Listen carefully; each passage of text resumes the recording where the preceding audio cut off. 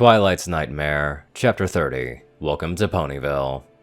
One moment they were in Canterlot having been given a Twilight by Luna, and next they were within the crystal halls of the Castle of Friendship. Her vision was still a little blurry from the flash of Twilight's magic. Twilight's teleport left her body tingling, a few motes of flames flickering over her coat for a moment before fading. It was as if Twilight seemed to be interested in examining her. The energy left her feeling awake, alive, and aroused. She could feel all the various things that Twilight wanted to do to her, from drag her to the lab to pounce her right here. That amount of emotional bleed over was almost unheard of. The fact was, she didn't think Twilight's teleportation spell was meant to do that. Well, that was rather unexpected. You alright there, Candice? Insight asked. Yes, I'm alright. To be honest, I think this went way better than what we were planning. Blue ball notwithstanding, Luna managed to get things back on track rather easily, at least. Really, no complaints here. Candice replied. With everything that Candice was feeling during this impromptu sharing of desires, Candice figured that she should start with what she was honestly interested in. So, was the teleport spell supposed to give me a sense of your desires? She asked, with simple curiosity. Twilight's mouth opened, but then stopped. It seemed that Candice's question took a moment to register. Tapping her chin with a hoof. Well, as you are my guard, then you should know a few things about alicorns and their magic. An alicorn's magic is highly affected by their emotions and desires. For example, if you were blue blood, then you would be more than a little bit charred or in an embarrassing position right now. I see. Well, I will count myself fortunate that I felt what I did. Though that leads me to the next question. What would you like to start with? I know my preferences and will answer with them if asked. Candice waved a hoof airily. Twilight launched a bolt of magic at Candice. She saw from Twilight's face that it wasn't an attack. It rippled through her and then erupted from her body and into the castle. The pulse left her again feeling a bit tingly, but far less than a teleport. Looks like you're key to the castle now. Probably. Insight commented. Candice looked at Twilight after a moment. She seemed a bit more controlled than she was in Canterlot's. I take it that was you doing the wards in the lake first? Mm-hmm. Now, should I put the castle on lockdown? You won't be violently evicted. Twilight explained rather matter-of-factly. It seemed like she was trying to behave more professionally. Good to know. Wouldn't do with having your guard ejected from her post. Candice said with a bit of humor in her voice. So, what's next on the checklist? Twilight's demeanor shifted as she moved towards Candice in a sultry fashion for a couple of steps. Deliberately, she stopped and shook her head. The motes of flame that appeared in her mane flickered out. Not now, later. She mumbled to herself, annoyed. She looked at Candice and said, First things first, we should probably defuse the Pinky party that she likely already has set up for you. Candice nodded. I figured that would happen in a few days. She's getting that good at knowing when new ponies are arriving. Twilight nodded. She is the best at what she does, she said with a fond smile. And what she does is pretty nice. So, is there anything I should know about at this point? Any signs to look out for if she's suddenly nearby? Candice inquired. Twilight just shrugged. Well, if you find some, then please let me know. The only reason I know why the party is going on right now is that there's a large portion of Ponyville's population in the dining hall right now. Either that or the town is attacking and no ponies told me yet. Candice just smiled. Well, it looks like it's party time again for the second time in as many days. Doubt this'll be anything like the Night Guard's party, though. Twilight glanced over her shoulder. No, there won't be anywhere near as much physicality or cider. Twilight said with a hint of regret. I wonder if Twilight has been adopting some of Luna's preferences. Insight commented. It would appear so. Candice replied. Candice moved near Twilight as she was trotting with her, and gave her an affectionate shoulder bump. Hey, that's okay. There's always room for the after party. Twilight nearly missed a step. Well, we could always skip the party, she said in a huskier tone of voice. A teleport spell was starting to charge on her horn.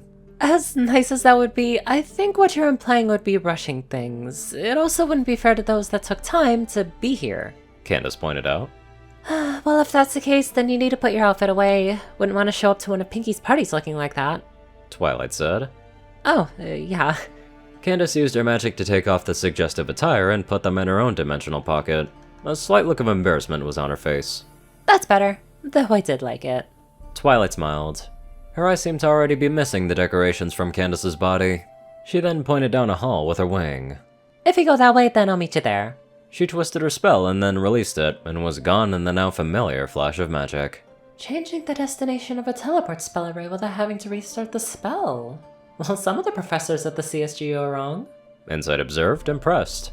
Candice proceeded down said hall. She felt like it seemed as if the castle was watching her. Somehow it seemed to convey a vague sense of anticipation, though Candice wasn't at all sure how it managed to do that. She stopped for a moment and placed her hoof and wing on the wall to see if she could feel any more detail. That's strange. It feels like nostalgia. Almost like home. I don't really understand it. Insight said. Candice tried to see if the communication was two-way. She tried sending an intention of protecting and helping those here, as well as her feelings about her situation. A sense of welcome. It says that we shouldn't keep the ponies waiting. Candice flashed an overcharged temporal acceleration spell, and she suddenly found herself in the dining hall. How she had suddenly got here, she wasn't sure.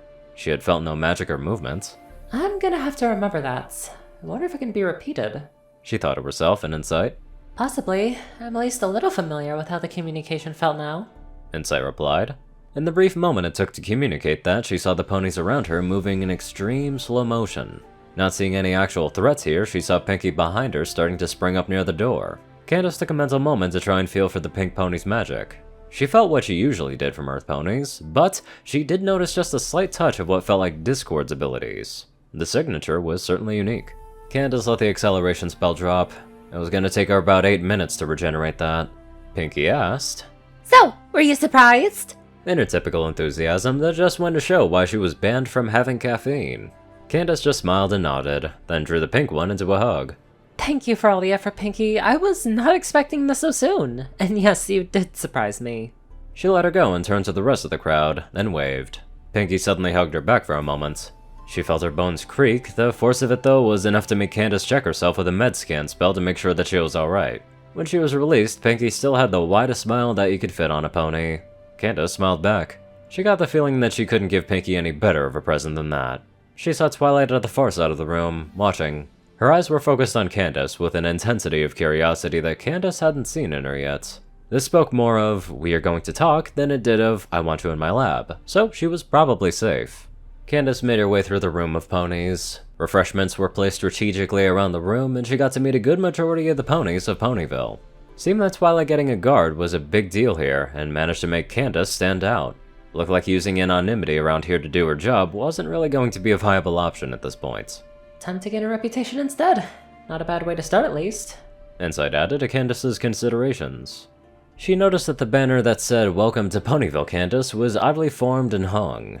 It looked like there was much more to the banner than what was currently there. It didn't take Candice long to spot the rest of the elements. They were mostly gathered near Twilight. Applejack looked like she was just kicking back and having a good time chatting with Twilight. Rainbow had a mug of cider and was hovering above the crowd while she looked at Candice with a look of curiosity. Fluttershy was to the side of Twilight, but it didn't seem like she was the wallflower Candice had first met during those few picnics with Discord. She seemed more comfortable now. There seemed to be something a little odd about her features. Candice spent an extra moment watching her. Was that a hint of fangs? Rarity was graceful in both word and action, but when she saw Candice looking at her, she had a slight blush to her cheeks. I wonder what that's about. Insight stated. Feels like it might have had something to do with the odd banner. Pinky's proclivity of knowing more than she should might have told her something about us and our relationship with Twilight. I could see Rarity going and taking that down at least. Candice replied, as she continued to greet ponies and slowly make her way to where Twilight was. Candice floated over a mug of cider for herself from one of the refreshment stands. A few of the more observant ponies noted the glow around her wings. Twilight watched her approach with interest. Her eyes seemed to have a depth to them, as if viewing things with more experience than her years would suggest. It appears that the mare was in a far different mood than she was only a minute ago. Candice eventually got to the 6 heroes of Equestria, though it took more than 20 minutes. On the way, many hooves were shaken, and greetings exchanged. Every pony here was ready to welcome her at the drop of a hat. Not a single one was bothered the slightest about who or what she was. That might change if Spoiled Rich was here, at least if the reports on her attitude are accurate. Insight added. Twilight spoke up, as Candice reached her and her friends. Girls, I would like to introduce you to Candice. She is my first guard. Twilight said with a friendly smile. Candice, these are my friends. Applejack. She started as she gestured to each one. Howdy. The apple farmer said as she tipped her hat. Rarity. Twilight continued. Welcome, darling. Rarity said with a regal and calm demeanor that completely belied her earlier blush. Fluttershy. Twilight said. Hello. The Pegasus said with just barely enough volume to be heard normally. Being that close, she could have felt that there was a hint of theastral power radiating from her. It wasn't much, and if her own thestral wellspring was much stronger, she might not be able to feel it, as her own would drown it out, at least once it was fully settled in anyway. Hey there, Fluttershy. It's been a while since I've seen you. How are things going? Candice asked, while remembering that it had been about 6 months since the last time she had a picnic with her in Discord. I'm just terribly worried about Discord. Have you seen him? The Shy Mare asked. I'm sorry, I haven't seen him since a bit before the Manhattan attack. Let me know if there's anything I can do for you, though, even if it's just hanging out and being a friend.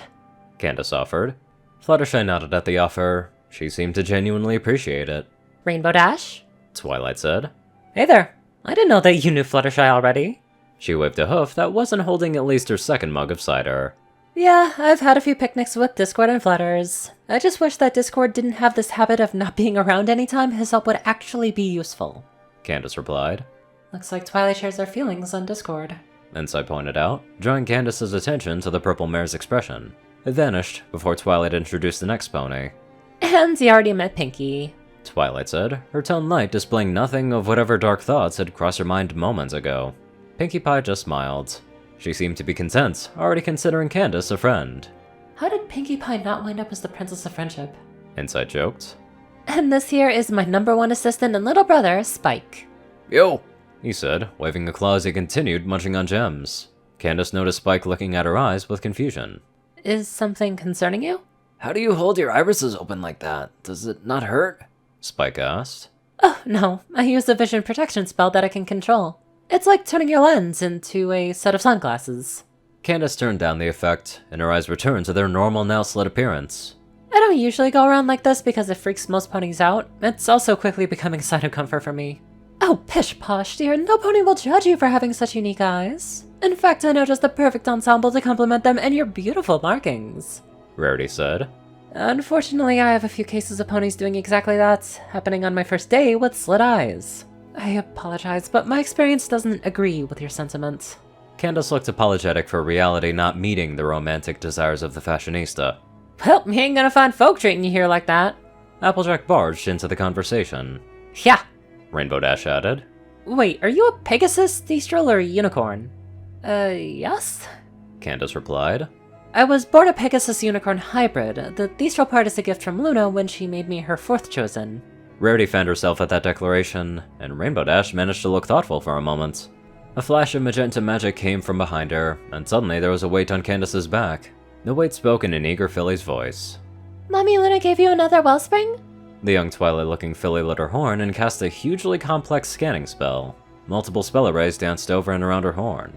Yes, it was after I passed her test and then became one of her night chosen. It was just tonight that I was given to your mother Twilight. One of my duties is to protect that which they care about. Candice said to Little Star. Her voice carried a tone of pride. Fluttershy was half hiding behind her mane. Candice noticed the slight smile of encouragement. She did already know about Candice's feelings towards Luna and Twilight from their conversations during their picnics. Rarity was stunned for a few seconds before she managed to recover. The look of inspiration dawned on her face. While it wasn't loud, Rarity did mouth the word idea. That means that she's a good pony that you should listen to, and protect her if it comes to that. Twilight said to her daughter. Protect me? Candice was curious. Was it just a way to keep Little Star near her, or was that the truth? It was possible, considering the strength of the wellspring Candice could feel from the little ball of magic that was masquerading as a filly.